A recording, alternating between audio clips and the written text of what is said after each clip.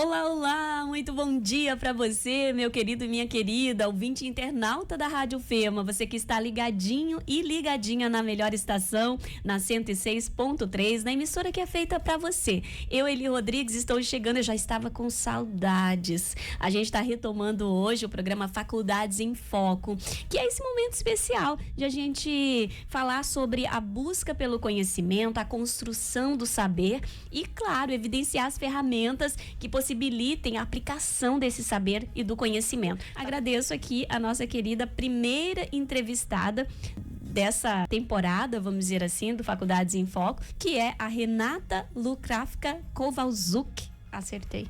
Acertou. Bom dia. Também, primeiro, já quero agradecer pelo convite de estar aqui. Estou muito feliz por poder participar, então, da primeira edição. Não sabia que era a primeira.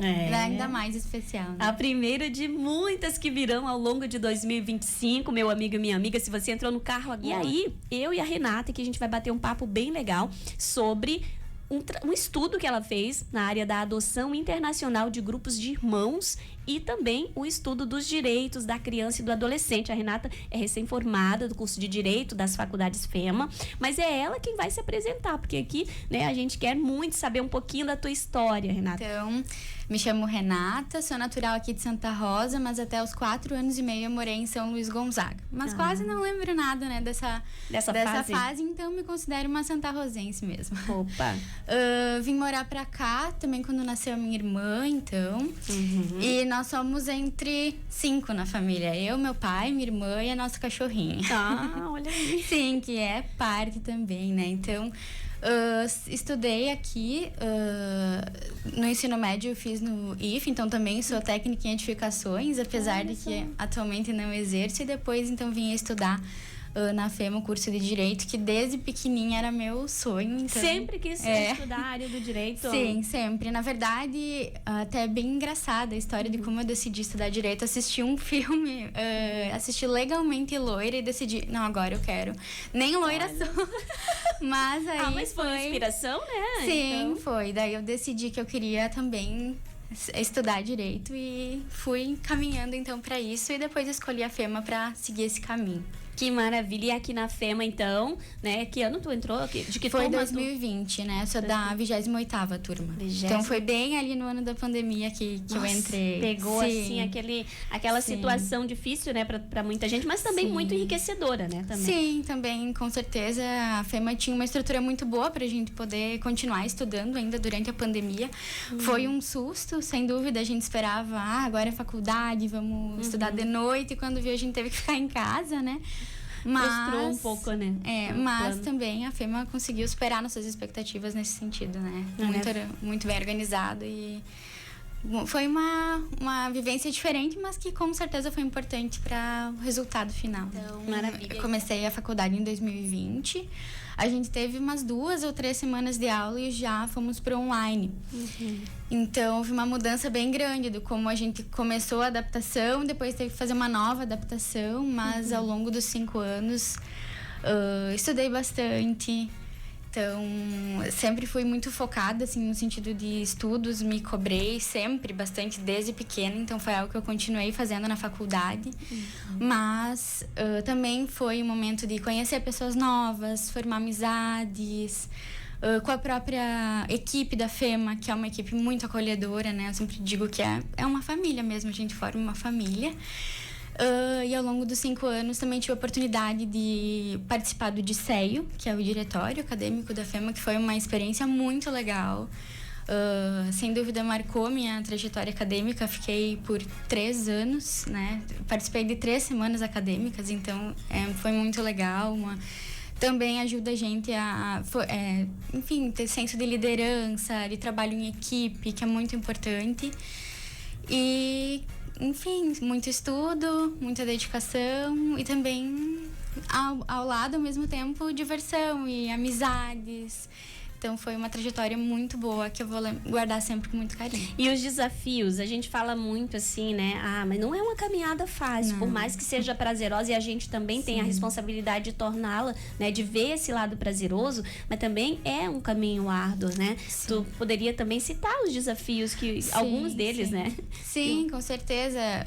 Ter é um mundo novo quando a gente entra na faculdade, então muda completamente a nossa rotina e a gente precisa se adaptar. Então, eu creio que um dos principais desafios é encontrar a forma que a gente vai estudar, porque eu tenho uma convicção de que cada pessoa aprende de uma forma. Então, eu também demorei nesse período para entender como eu aprendia melhor, qual era a melhor forma de estudar. Depois chegou também, né, o tema de hoje, que é o TC, que é um momento assim de muita angústia. E, enfim, todos esses desafios de aprender a entender como funciona também o sistema jurídico, porque a gente tem algumas noções vindo, enfim, da adolescência, mas é uma coisa muito rasa. A gente não tem na escola, muitas vezes, uma educação que já envolva também essa questão jurídica. Então, foi conhecer um mundo totalmente novo e entender também qual era a melhor forma de aprender aquilo que esse mundo jurídico tem a oferecer. E, além disso, também é um mundo que está sempre em constante atualização, né? Cada dia vem decisões novas, mudança de jurisprudência, enfim. E a gente sempre tem que estar se atualizando. E agora, depois da faculdade, também esses desafios seguem, né? Principalmente nesse sentido de atualização, de especialização. É muito importante para poder trabalhar na área do direito e sempre oferecer o melhor, né? Maravilha. Renata, como é que foi escolher, né? Então, para fazer o TCC, esse tema que é algo assim, né? Claro, os outros também são, mas a gente percebe que é algo diferenciado, né? Tu escolheu a adoção internacional de grupos de irmãos para basear, então, o teu trabalho de conclusão. Então, fala um pouquinho pra gente como é que foi essa escolha, né? O que isso diz da tua busca profissional, né? Por favor, fica à vontade. Sim, então, eu sempre gostei muito de criança, gosto muito. E se eu não fizesse direito, eu teria escolhido cursar pedagogia. Então, sempre foram áreas que eu amo, assim, estudar. E já na primeira aula inaugural que a gente teve lá em 2020, antes da pandemia, sexta-feira foi a aula inaugural, na segunda-feira suspendeu tudo, né? Foi com o professor Conrado Paulino da Rosa. E ele trabalhou também sobre aspectos da criança e do adolescente, mais especificamente no direito das famílias, né? Então, ali eu já começou a despertar esse assunto em mim. Eu me interessei muito e, sim, fiquei com muita expectativa de estudar esses dois assuntos ao longo da faculdade. E no momento de iniciar a escolha do tema, do TCC, enfim, do TC, né? A gente fala TC, sim, né? Mas enfim, tá tudo certo aí. Vem muitas dúvidas, porque, enfim, é um tema que a gente vai trabalhar um ano, vai estudar um ano sobre aquele tema, então tem que ser uma coisa que a gente gosta e também tem que ser algo que tenha assunto para trabalhar. Então, eu fui pesquisando e eu sabia que eu gostaria de falar sobre direito das famílias, que é a área que me apaixonei no direito, e também sobre algum grupo vulnerável, porque desde o início da faculdade também participei do um grupo de pesquisa sobre o direito das pessoas vulneráveis. Então, queria juntar esses dois assuntos, né? Fiquei muito em dúvida se eu ia trabalhar com grupos idosos, mulheres, crianças, e pesquisando eu encontrei uma matéria do IBDFAM, que é o Instituto Brasileiro de Direito de Família, sobre crianças invisibilizadas no sistema de adoção. Que são aquelas crianças que estão na fila de adoção, mas sobram, digamos assim, por alguma característica. Não estão dentro daquele perfil mais procurado. Isso, mais assim, escolhido pelos pretendentes à adoção. E fui pesquisando e vendo alguns casos que aconteceram aqui no Tribunal de Justiça do Rio Grande do Sul sobre a adoção internacional de grupos irmãos. Então, fui me aprofundando e escolhi esse tema com base nesses estudos que vieram desde o início da faculdade também. E também com o apoio da minha orientadora, né, que é a professora Juliana Marques Schubert, que hoje trabalha Direito das Famílias e também Psicologia Jurídica, né? Beijo pra você, Prof. Ju, que também foi, até hoje, ainda é minha colega agora do escritório, né, minha chefe. Então, desde o segundo semestre, estudando com ela, com o Dr. René também, Schubert, e o Dr. Jairo Brandeleiro Marques. Então, foram me levando para esse caminho, né? E aí a escolha final. Queria que tu falasse um pouco mais desse cenário, tu estudando, né, as demandas dessa área, o que tu viu aqui na nossa região, enfim, né, sobre esse tema que você escolheu para estudar, se especializar. Sim. Então, eu, no TCC mais especificamente, eu estudei vendo o paradigma do Sistema Nacional de Adoção. Então, eu notei que haviam muitos grupos de irmãos disponíveis para adoção, mas poucos pretendentes que desejavam adotar grupos de irmãos. Claro que é uma responsabilidade em dobro, né? Digamos assim, que vem, ou dependendo da quantidade de irmãos, em triplo, enfim. Mas é importante, existe uma previsão, inclusive no Estatuto da Criança e Adolescente, que os grupos de irmãos devem ser mantidos e adotados e, enfim, colocados em família substituta de forma conjunta. Porque eles já passam por todo um trauma que é enfim, deixar a família de origem e estar nesse sistema de adoção, que é um processo demorado, que precisa ter muito cuidado. Então, existe essa tentativa de manter os irmãos juntos para manter esses vínculos de sangue também, de afeto, de uma forma que os pais, digamos assim, não conseguiram manter. E ainda assim, existe muita dificuldade de efetivar esse direito aqui no Brasil, porque são poucas as pessoas que têm interesse e condições também de manter mais de uma criança em sua família, né? Porque, claro que hoje em dia é caro ter filho, né? É uma demanda tanto emocional como também financeira. E então tem essa dificuldade de casais e pessoas brasileiras de buscar grupos de irmãos para adotar. Então eu procurei também os dados do estado do Rio Grande do Sul e encontrei alguns casos de adoção internacional que foi possível, enfim, adotar ou 2 irmãos, 3 irmãos, às vezes até 4 irmãos em famílias de outros países. E que tiveram um bom retorno, né? Também que é muito importante a gente pensar no pós da adoção. Não é só colocar a criança em uma outra família, né? Colocar uma família substituta e agora vai, se vira, né? Então, é importante ter esse acompanhamento e com o estudo dos casos reais e mais todo o aporte doutrinário, da legislação, que eu fiz todo um estudo, né, durante o meu TC, foi possível concluir que é uma alternativa. Claro que é importante analisar cada caso, né, porque a gente fala de uma criança, é um indivíduo que tem suas características pessoais, suas necessidades pessoais, e a gente sempre precisa analisar de caso a caso. Mas, no estudo de forma geral, foi um bom resultado, né, de que é uma possibilidade, sim, e deve ser pensado. Pesquisando no Sistema Nacional de Adoção, os dados que são disponibilizados pelo Conselho Nacional de Justiça, ainda é baixa a procura por grupos de irmãos. Há uma preferência na adoção de uma única criança. Então, existem alguns fatores que dá para se dizer que são vulnerabilidades, né? Crianças que ficam hipervulneráveis por características que elas têm. Existem casos de adoção nacional de grupos irmãos, mas a gente vê até pela questão do funcionamento do sistema de adoção. Porque para que a gente possa, um casal estrangeiro adotar uma criança, um casal que não reside no Brasil, ele precisa que nenhum indivíduo brasileiro esteja interessado na adoção daquela criança. Então, eles já buscam, às vezes, essas alternativas, essas crianças que têm menos procura, digamos assim, no sistema de adoção para conseguir efetivar essa adoção. Então, existem sim casos no Brasil de adoção também muito bem sucedida de grupos de irmãos, mas o que chamou atenção nesse estudo é que a procura de casais estrangeiros, então que residem fora do Brasil por grupos de irmãos é bem grande, fazendo uma comparação em números absolutos, né, com o sistema brasileiro. Olha só. Sobre o estudo dos direitos da criança e do adolescente, né? Como é que tá, em que fase, né, que tu tá buscando agora? Fala um pouquinho pra gente sobre a busca por esse conhecimento. Sim, então agora, depois que eu me formei, decidi buscar uma especialização na área do direito da criança e adolescente.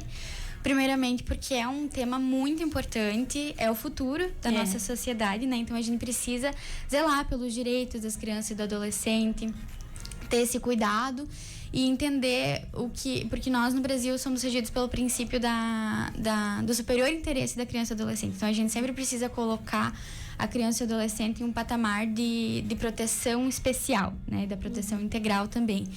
Porque é um ser humano que precisa se desenvolver, então tem necessidades específicas e é um estudo muito importante e que também se interliga com o direito das famílias, porque quando a gente fala que é outra área, né, que eu tenho bastante interesse, quando a gente fala de divórcio, enfim, dessas questões que estão relacionadas com o direito das famílias, normalmente a gente também tem uma criança envolvida, então a gente precisa ter todo um cuidado especial com o tratamento daquela criança, com os interesses dela, com as necessidades, para que o melhor desenvolvimento que ela possa ter seja propiciado, né? Então, é também para poder trabalhar com esse aspecto de proteger a criança e o adolescente, também nessas relações familiares, que às vezes a gente não pensa muito, a gente acaba focando nos problemas, enfim, do casal. Isso. E não pensa na criança e adolescente, que é o elo principal que a gente precisa pensar nesse caso, que é o ser vulnerável ali, que precisa de um apoio especial, né?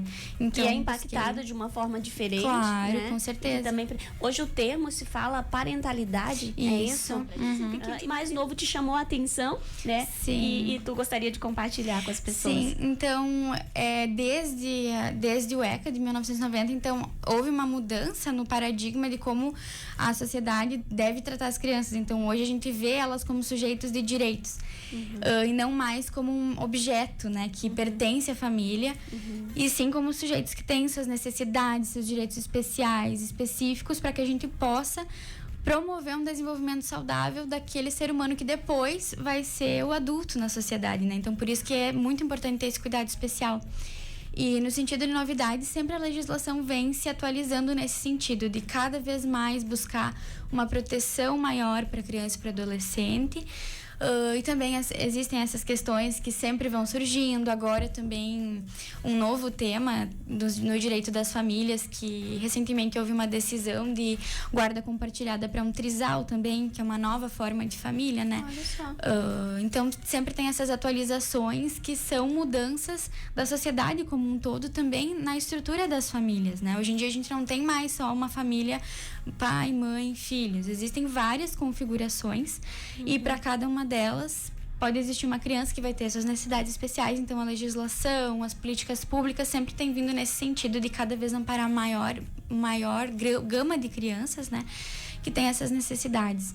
E com certeza existem muitos temas ainda a ser trabalhados, principalmente nessa questão da adoção, onde existe bastante alguns preconceitos, né, na sociedade que precisam ser trabalhados, e vemos que a legislação tem tentado se adaptar a isso, e também, enfim, decisões jurisprudenciais também, mas é um caminho que vai paulatinamente sendo melhorado, né, aos poucos, e a gente tem boas mudanças e uma boa esperança para o futuro também nesse sentido, né? Estudo, e também, além de planos para o futuro, eu quero que tu fale sobre uma conquista que tu teve recente. Um passarinho me contou aqui, né, que você teve uma conquista bem importante, que tu puder compartilhar, inspirar aí outros estudantes também, né? Claro. Então agora, depois de formada, eu já iniciei uma pós-graduação, né, em Direito da Criança e Adolescente, mas pretendo começar outra. Então eu ganhei esse ano a bolsa de pós-graduação da FEMA para o aluno destaque, né, que teve a maior nota do ano. Então foi uma conquista que... Uau! Sim, fiquei muito feliz. Faltou a sonoplastia aqui, ó, com aplausos, porque foi uma construção em toda a faculdade, então tenho muito orgulho também dessa conquista. Então depois já iniciarei também a pós-graduação na FEMA. E eu tenho muita vontade de ser professora também. Então, depois quero procurar um mestrado para poder dar aula também na área do direito, que é uma das minhas paixões, né? E na área profissional, agora, no dia 14 de fevereiro, recebi minha carteira da OAB. Então, vou iniciar também na advocacia com muitas expectativas e vontade de fazer um bom trabalho, né? E ajudar quem necessita. Maravilha! Essa, então, é a doutora Renata Lukravka Kowalczuk. Ela, então, formada do curso de Direito da FEMA, contando aqui, ó, essa trajetória linda. Eu quero só te agradecer, te desejar todo sucesso e deixar que você também mande aí um recado para toda a turma que faz parte da tua caminhada. Fica à vontade para encerrar, para dizer um até breve, né? Com certeza vai voltar aqui, a casa é sua também, né? Fica à vontade, então, Renata. Então, quero agradecer novamente a oportunidade de estar aqui hoje. Agradecer a todo o corpo docente da FEMA, todos os funcionários que proporcionaram uma ótima faculdade. Aos meus colegas também, desejar muito sucesso. Enfim, obrigada por todos que assistiram. E creio que seja isso. Um grande abraço. Muito obrigada, Renata. Inclusive aqui, ó, quem passa por aqui contribui com a nossa playlist, já no ritmo aqui do programa Concertador do Dia, que é a próxima programação ao vivo da nossa emissora. Daqui a pouquinho o Cláudio Bogler, o alemão, vai estar por aqui animando a sua manhã com aquele conteúdo especial, música, informações atualizadas, também entrevista e toda essa interatividade. E as demais marcas da comunicação Rádio Fêmea FEMA. Aproveito também para mandar um abraço muito carinhoso para a diretora das faculdades FEMA, doutora Mariel Halber, e no nome dela, todos os demais profissionais, Prof. Bianca, que é a coordenadora do curso de Direito das faculdades FEMA, e todo o time da graduação, pós-graduação da nossa instituição. Abraço para vocês, estamos juntos nessa caminhada de 2025, levando todo esse conteúdo especial para inspirar outras pessoas na busca pelo conhecimento, em se permitir fazer uma formação de nível superior, né, vivenciar tudo isso, esse ambiente acadêmico que é transformador, que impacta a vida das pessoas de uma forma única. Então é nesse sentido que a gente vai, então, todas as terças-feiras, trazer para você o Faculdades em Foco.